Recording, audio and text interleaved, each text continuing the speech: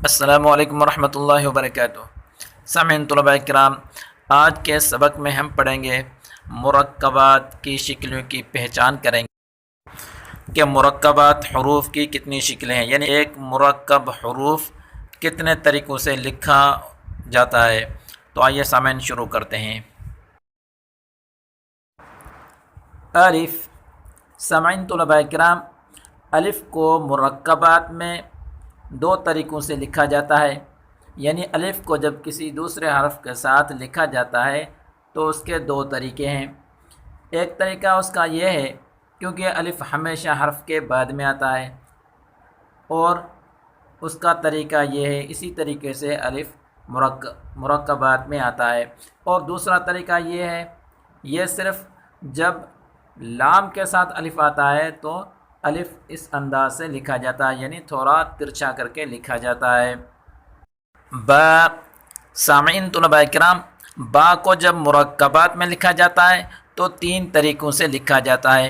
ایک شروع میں جو با لکھی جاتی ہے، دوسرے نمبر پہ با بیچ میں ہے تو اس کو کیسے لکھا جاتا ہے، اور تیسرے نمبر میں اگر با لاسٹ میں یعنی آخر میں ہے تو اس کو کیسے لکھا جاتا ہے۔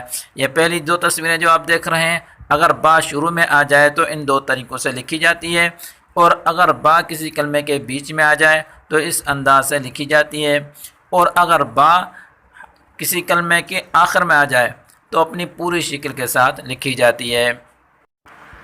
تا۔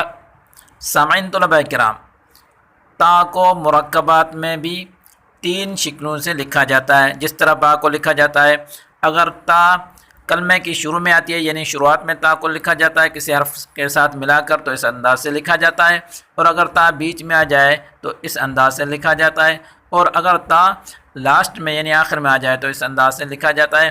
اور نشانی ہے تا گول کی، یہ نشانی بھی اکثر آخر میں لکھی جاتی ہے۔ سا۔ سامعین طلباء کرام، سا کو مرکبات میں یعنی سا کو کسی حرف کے ساتھ ملا کر لکھیں گے تو ان کے بھی تین طریقے ہیں۔ اگر شروع میں سا کو لکھا جائے تو یہ جو دو طریقے پہلے لکھے ہوئے ہیں، انہی طریقوں سے سا کو لکھا جاتا ہے۔ اگر سا بیچ میں آ جائے تو اس انداز سے سا کو لکھا جاتا ہے، اور اگر سا آخر میں آ جائے تو اس انداز سے سا کو لکھا جاتا ہے۔ جیم۔ سامعین طلباء کرام، جیم کو مرکبات میں دو طریقوں سے لکھا جاتا ہے، یعنی جب کسی حرف کے ساتھ ملا کر جیم کو لکھا جائے، اگر شروع میں لکھا جائے تو اس انداز سے لکھی جائے گی، اور اگر جیم بیچ میں آ جائے تو اس انداز سے جیم کو لکھا جاتا ہے۔ ہا۔ سامعین طلباء کرام، ہا کو مرکبات میں دو شکلوں سے لکھا جاتا ہے، جیسے جیم کو دو شکلوں میں لکھا گیا ہے، یعنی اگر پہلے ہا آ جاتا ہے کسی کلمے میں تو اس انداز سے لکھا جاتا ہے، اگر ہا بیچ میں آ جائے تو اس انداز سے لکھا جاتا ہے۔ اب جیم، ہا اور خا، ان تینوں میں صرف نقطوں کا فرق ہے، باقی مرکبات میں ایک جیسے ہی لکھے جاتے ہیں۔ خا۔ سامعین طلباء کرام، خا کو مرکبات میں دو طریقوں سے لکھا جاتا ہے، جیسے ہم پہلے پڑھ چکے ہیں۔ جیم اور ہا، جو طریقے جیم اور ہا کے ہیں اسی طریقے سے خا کو لکھا جاتا ہے۔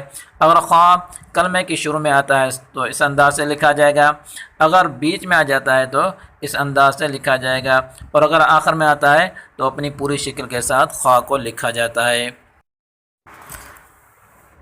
دال۔ سامعین طلباء کرام، دال اور ذال، ان دونوں کو مرکبات میں ایک جیسا ہی لکھا جاتا ہے، اور ان دال اور ذال ان دونوں میں فرق صرف نقطے کا ہے، یعنی دال اور ذال دونوں میں مرکبات میں کوئی فرق نہیں ہوتا۔ را۔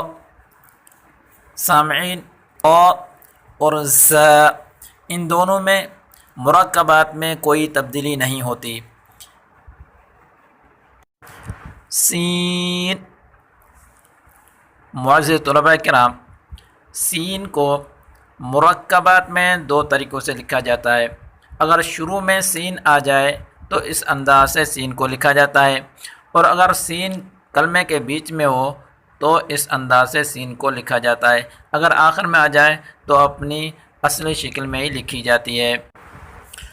شین، سامعین طلباء کرام، شین کو بھی مرکبات میں دو طریقوں سے لکھا جاتا ہے جس طریقے سے سین کو لکھا گیا ہے۔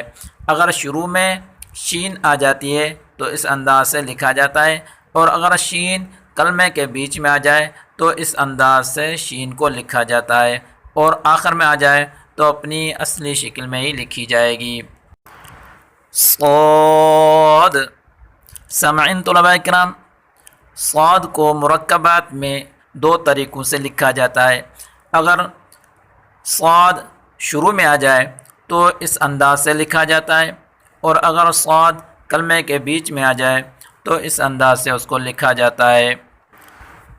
غاد، سامعین طلباء کرام، غاد کو بھی مرکبات میں دو طریقوں سے لکھا جاتا ہے، یعنی جس انداز سے، جس طریقے سے صاد ہم پڑھ چکے ہیں، اگر شروع میں غاد آ جاتا ہے تو غاد کو اس طریقے سے لکھا جاتا ہے، اور اگر غاد کلمے کے بیچ میں آ جائے تو اس انداز سے لکھا جاتا ہے۔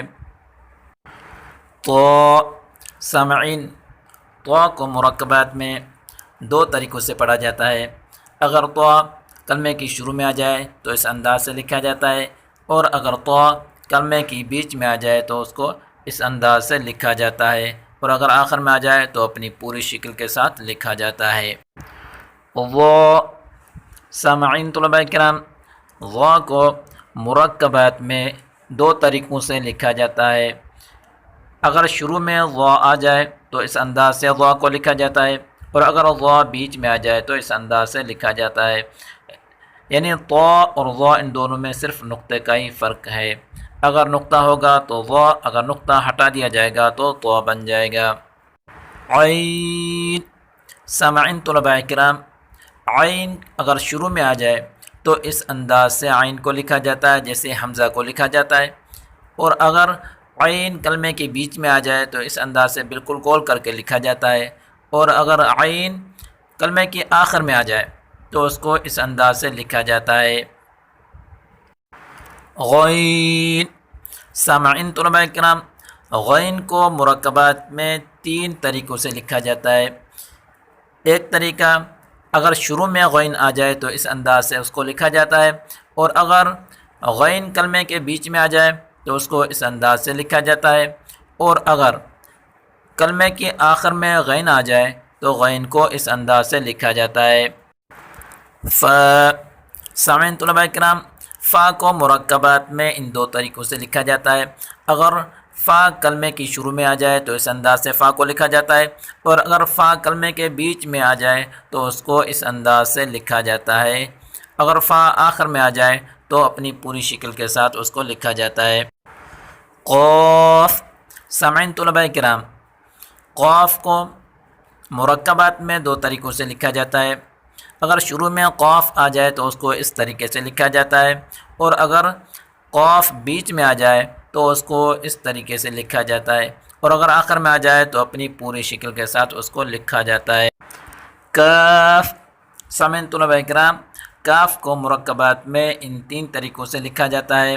اگر شروع میں کاف آ جائے تو اس کو اس انداز سے لکھا جاتا ہے، اگر بیچ میں آ جائے تو اس انداز سے لکھا جاتا ہے، اور اگر آخر میں آ جائے تو اس طریقے سے اس کو لکھا اور پڑھا جاتا ہے۔ لام، سامعین طلباء کرام، لام کو اگر مرکبات میں لکھا جائے تو صرف اتنا ہی لکھا جاتا ہے، اگر شروع میں آ جائے تو اس طرف لکھا جاتا ہے، اگر بیچ میں آ جائے تو اس انداز سے لکھا جاتا ہے۔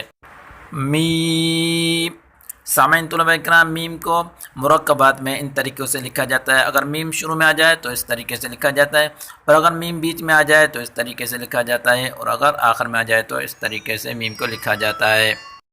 نون، سامعین طلباء کرام، نون کو مرکبات میں ان چار طریقوں سے لکھا جاتا ہے۔ اگر نون شروع میں آ جائے تو یہ پہلے جو دو طریقوں سے لکھا ہوا ہے ان طریقے سے نون آتی ہے، اگر بیچ میں آ جائے تو اس طریقے سے، اور اگر آخر میں آ جائے تو اس طریقے سے نون کو لکھا جاتا ہے۔